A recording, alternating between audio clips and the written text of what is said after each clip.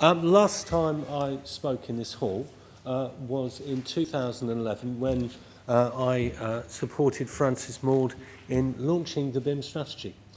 So it is a huge pleasure to be back here to some extent report on the successful and increasing adoption of that strategy. When we launched that particular piece of work in 2011, we had a hypothesis. We didn't have proof, we had a hypothesis that the use of digital information delivered in a collaborative way would enable the government client to secure value through reduced costs, reduced carbon. And that seems to be coming to course. We can evidence that. And what we're also starting to see now is what you might describe as a wider diffusion of the adoption of BIM from a small group of initially sort of core clients, be they in central government or in particular parts of the private or public sector, into a wider audience. And for me, it's a great pleasure here to have a very wide and diverse group of construction clients, construction professionals, rather than some of the quite technical groups you sometimes get to speak to. I was at an event a couple of weeks ago called BIM Show Live, which is almost entirely focused on what you might describe as the sort of priesthood of BIM. So everybody was talking to one another in the same language, a language that nobody else would understand. And it's got to break beyond those boundaries, and I hope this morning's session can contribute a little bit towards that. So I'm going to first speak a little bit about the commercial requirements of BIM, reflecting on what BIM is, and I think that's very important. And to be quite honest, David's actually done a very useful introduction to it, so that'll help me skirt through some of those two bits. Then it's worthwhile reflecting on how NEC and BIM actually work together fairly well already. So the work's already been done. It's not a sort of a big leap to be able to bring NEC contracts together with a BIM implementation. Then I want to look at how government's mandate for BIM is actually driving different ways of developing collaborative digital models. And I'm going to focus in particular on the 6 or 7 artifacts that define what level 2 should be and how those start to work together. And finally, when thinking about how we start to think about supporting a life cycle, I want to look beyond perhaps where we are at the moment to what BIM level 3 might bring towards us. And that doesn't mean that we can't do any of this work until all the technology is developed. It's a sort of a journey, and we'll be moving on to that journey straight away. So thinking about the commercial requirements, I think it's worthwhile just reflecting and recapping on what BIM is. I've learned over the last 4 years that never ever assume that everybody has a consistent definition of what BIM is. So the first thing is that we have lots of models, not just one model, but all these models have one thing in common, that they are constructed of objects, almost like electrons, which have combinations of information that they have shape, so they have some visualization, they have geometry, i.e. data about what size they are, what the position is, they have information about how they relate to one another, and they have attributes. So a model is something that has inbuilt intelligence. Now, a model might not be complete, it might be partial, it might not have all the information it needs. So users of models have to then adopt a managed process. So if you don't know the quality or the standards by which that model has been produced, how can you be confident in sharing it? And this collaborative process of starting to rely more and more on the work of others, the work that might have been in a survey which has been digitally processed to enable people to sort of, for example, within this room, understand the geometry and the structure, or the work undertaken by an engineer which will be taken on by a contractor, that starts to require trust, collaboration, and real accuracy in understanding of what information has been provided. So that configuration of information-free use becomes really critical. So the role of contracts like NEC in requiring organisations to apply standards then again becomes a sort of incremental step by which you actually make BIM successful. A lot of the industry talks about little BIM and big BIM. Little BIM is where individual organisations apply their own version of BIM for their own benefit. That's what this industry has been doing for hundreds and hundreds of years in many ways. Everybody focuses on their own interests, and as a result, we're a little bit suboptimal.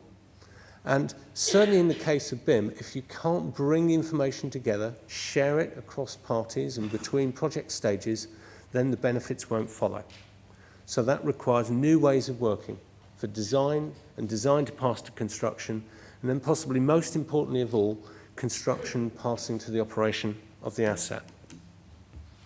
Now, this adds lots of capability to the design and construction process, but it also adds a lot of potential complexity. Don't propose to sort of go through that model in detail, but you can see you've moved from a sort of paper and pencil based design process to one that needs consistent model data structures, that's relying on component libraries that have been obtained from other sources, so increasing sort of potentially contractual complexity and such. So there's a lot for us to work through. And that's where contracts start to come through, providing that consistency and understanding of how these models might work and how responsibilities might be shared between parties. Now, before you get into how those contracts work, it's worthwhile just thinking about how BIM could be used on a project. So I've already introduced the concept of little BIM, big BIM. In little BIM, quite often what happens is a designer or a contractor will actually just issue a paper model, a paper representation of a model, because they're concerned about the risk of possibly sharing that data with other people. Why would you do that when your contract doesn't require you to do so? But if you actually created the circumstances where designers might be comfortable in exchanging geometry or using input from one model from one discipline as an input into an analysis, for example, architecture into building physics, for example, you start to introduce lots of efficiencies, you start to introduce concurrent working and genuine collaboration. The idea that cost consultants and project managers actually start to use somebody else's model to generate their information rather than validating it themselves might seem a little bit alien to some of these professions, but it makes perfect sense, so long as they're confident that all of the information they require is there. If it's not, why would they rely on the model? And then imagine the situation where an employer would provide a model generated by their consultants as the basis of risk transfer with the contractor. Again, you would only do it if you were confident that that model was complete and it had everything you asked for it.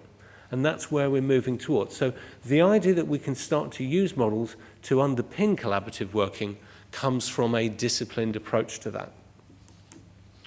So the kind of steps that we all need to start taking and the terminology we need to become familiar with includes things, for example, as such as like, how do we define what information we actually require? Now, it's unfair to expect an employer to be able to know this from the start. So it's incumbent on the industry, on consultants, on project managers, on advisors to be able to help clients understand what information requirements there are. So a structure put in place which starts to articulate what kind of questions a client needs to ask, what standards they should apply, what maybe data structures they need to introduce is being developed. It's actually there as a set of artifacts that I'll describe a little earlier. But clients have to do this thing. They have to go beyond the maturity which says, I'd like level 2 BIM, please, to start saying, what I really need BIM to do for me is to help me to deliver a risk-free collaborative project, or to deliver the information that I need to manage that asset, or to demonstrate that that design team has actually delivered what they contracted to do under the scope of the contract. We also then need to be able to define stages of a project, because stages of a project represent gateways, and gateways are great times to actually check whether people have done what they expected to do, whether the project is fit to proceed, whether it meets its objectives, and whether it will deliver the outcomes that are expected. So having everybody working to consistent project stages is fairly obvious. But we also know that this industry has multiple definitions of project stages and multiple thoughts about what outcomes and what outputs might be required at each of those. So getting people to work on a consistent basis is very important.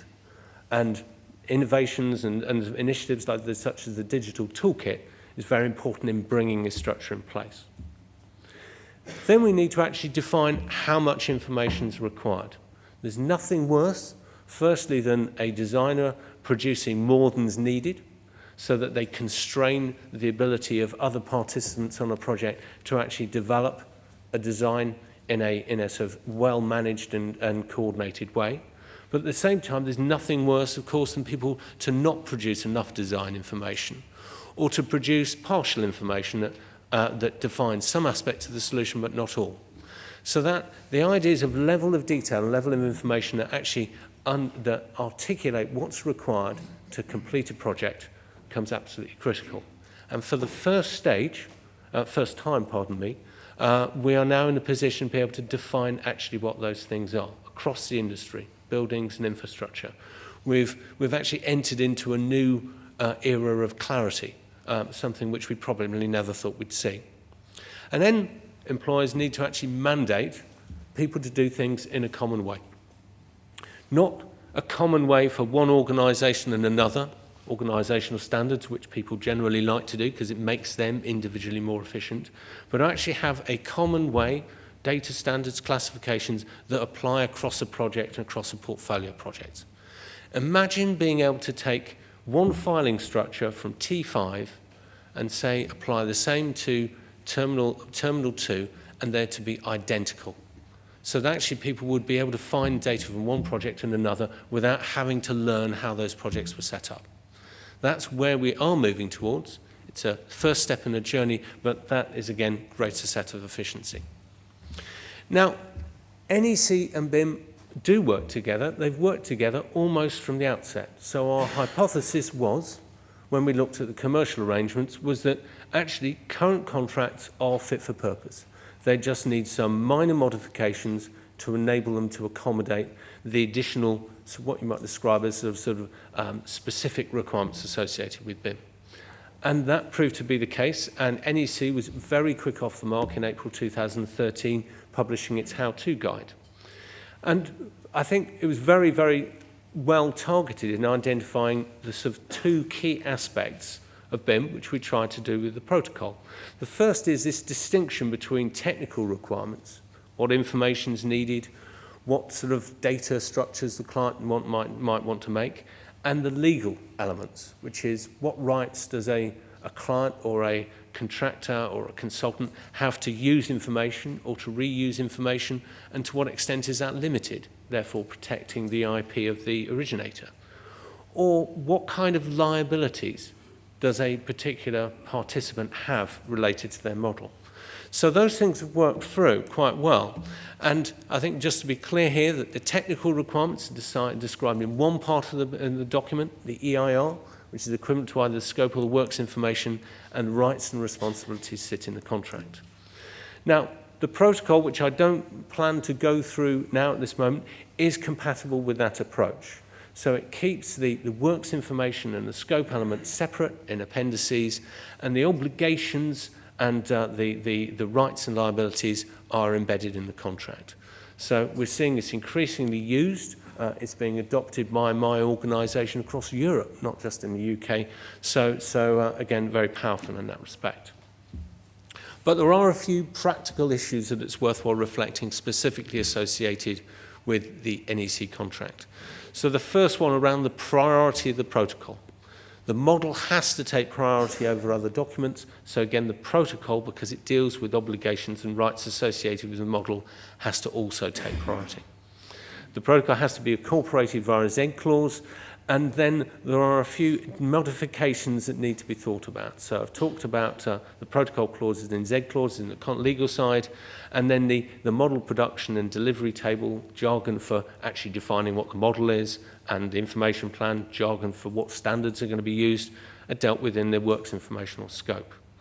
There are some potential conflicts between the defined terms that sit within the protocol and the contract, so it's just worthwhile reading those and checking you understand that those bits sit.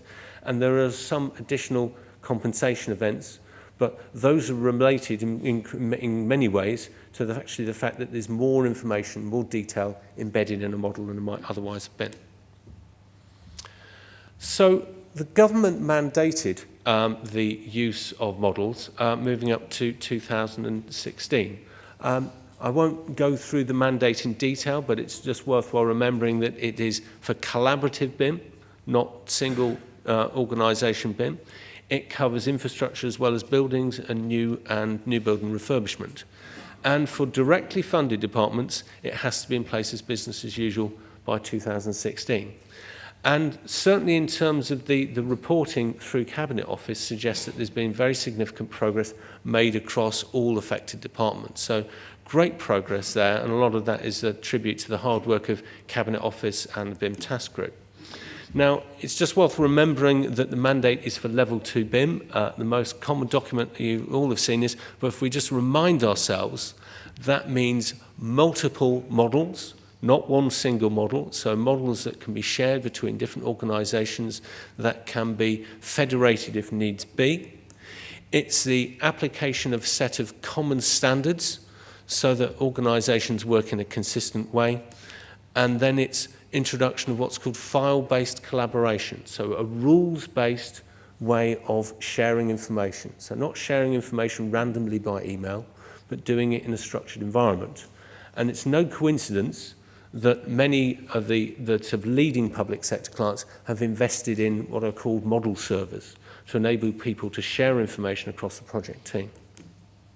Now, the impact of BIM and other initiatives, because government's been doing a lot of things, has been firstly to drive significant cost reduction, as David has already mentioned, and also to drive significant levels of adoption of BIM in target departments. So there's a lot going on there, and that momentum is increasing. So I think we have lots to be optimistic about and to think that, yes, we are delivering real benefits. Now, the scope of level 2 is defined by a series of initiatives, 6 of these. Again, I think I'm going to leave this for you to review in your pack a little bit later, but the 2 that I'm going to focus on are the second one down, PAS 1192-3, which introduces a whole series of concepts around asset management. Now, asset management is a fairly, what you might describe as immature discipline in the UK. There's a whole lot of structure being embedded through the ISO 55000, but you'll see there's a couple of terms in the key features around organisational information requirements, asset information requirements. So that's clients starting to understand how would that particular investment support the operations of my organisation. So how do I need to make sure that it actually delivers those things? And what information do I need to manage that asset? Now, if a client can't define those things, really should they be investing in the first place? So we're putting in place a structured process to enable people to be clearer about how they wish to define the way their assets are managed. And the second is around the MBS BIM Toolkit down at the bottom there, a classification and digital plan of work. Now, this has just been launched, soft launched over the last couple of weeks, and I just want to briefly introduce a couple of features of this because it starts to sort of really, I think, build on some of the clarity which you get through a well-managed NEC process. So the first one is you have a really clear definition of the scope of the appointment. So that visual there shows that it's really clear about what organisation is responsible for a particular deliverable and what amount of information and definition they need to provide at a stage. So what could be clearer as to what's going to happen at that instance? Set out in a document that accompanies the contract. The second one then is at each stage there's a clear definition about how much geometric information needs to be provided, called a level of design detail. So again, for each stage, a participant knows how much information they need to provide. So again, clarity reigns, and it's easy to start seeing where people have not delivered it. And thirdly, we get to a stage that the amount of specification detail that's required at a stage is also defined. So if you get to the point where, for example, with a piece of heating and ventilation plant, you actually need to define what the size of that plant is so that somebody can define the plant room, then that will be set out at the right time. Just imagine that's moving from the situation where at the moment it's very unclear as to who's doing what when. And in many ways, clients and consultants are dependent on what their colleagues are able to produce on programme. So this is fact-based collaboration rather than wish-based collaboration. And that fact-based collaboration is backed up by the ability to test compliance within the scope. So we have an industry that will start to be validated in the way that pharmaceuticals are, or the car industry is. That's quite a change for consultants and contractors in the room, but for clients and for contract administrators, it's a really big deal. So I just want to wrap up by very quickly looking at how developments in BIM will start to support the asset lifecycle. The first element is just to recognise that if we know that buildings and infrastructure assets, their life extends beyond the handover date, but it's so rare that that's actually articulated in project processes. It's articulated in soft landings.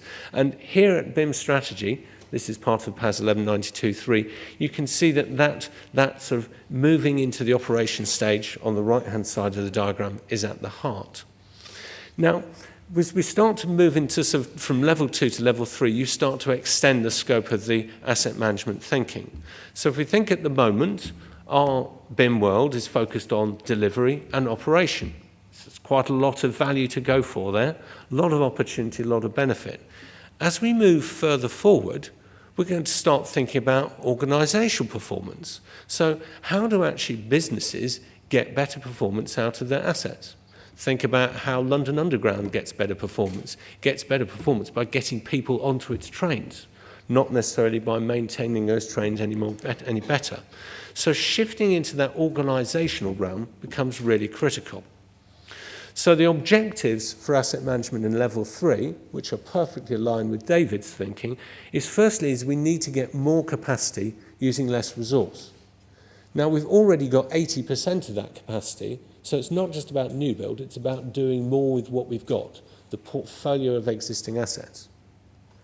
Then we need to actually maximise the availability and utilisation of the assets we've already got.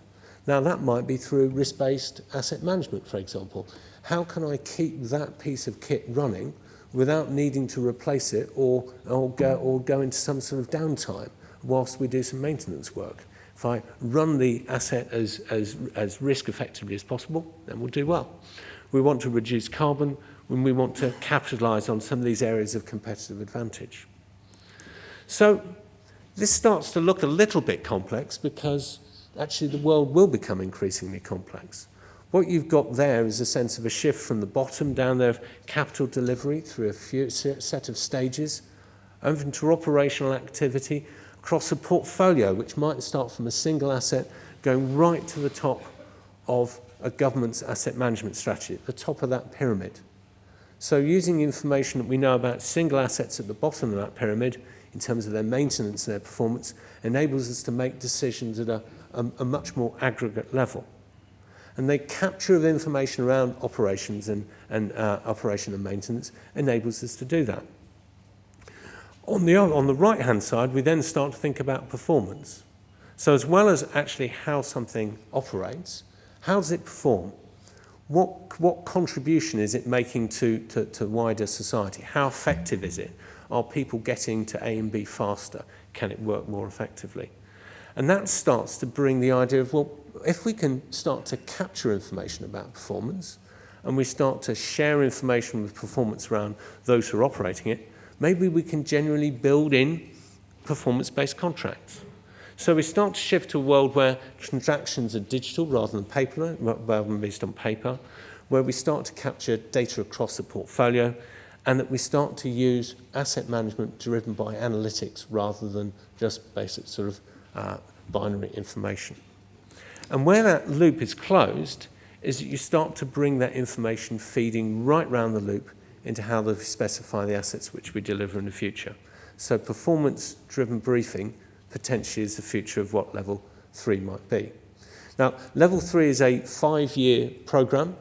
It will start by trying to deliver more efficiency through electronic information exchange into the way we do things now. But the direction of travel is very much around thinking about portfolios, thinking about how assets operate across a network and how we can make them deliver more effective. So to wrap up, and I do apologise for being slightly over, the key things for BIM for me are, firstly, is that BIM-enabled work is extending well beyond the public sector. and it's becoming more varied in the way that it's applied, which is a good thing, but the messages around consistency are landing really well. I think the employer will increasingly have a key role in setting out how they want BIM to operate. And what you want to see is employers think about how they optimise BIM rather than how they do the minimum to get the mandate. And that, I think, is something which we're starting to see in a really impressive, mature way. The contracts that we have are all compatible. So in that sense, there's no barrier for people to adopt BIM from a legal and procedural way. We can make them better, no doubt about that. We need to do some work around FM, but there's no commercial barrier to using BIM. The toolkit is complete, and the steps that have been delivered with the MBS toolkit really are, I think, they introduce a level of certainty and transparency in the way that we work, which is wholly aligned with collaborative working. And finally, I think when we start to think about what the future looks like, it has to be more intelligent. So it has to be based on more automated testing, more sharing of information, more people effectively sort of working in the same way that so many other industries operate. We have to go beyond individual projects to think about portfolios and how they can be optimized, and we have to look to the future of a digital and paperless commercial world, which I'm sure NEC will be at the forefront of. Thank you.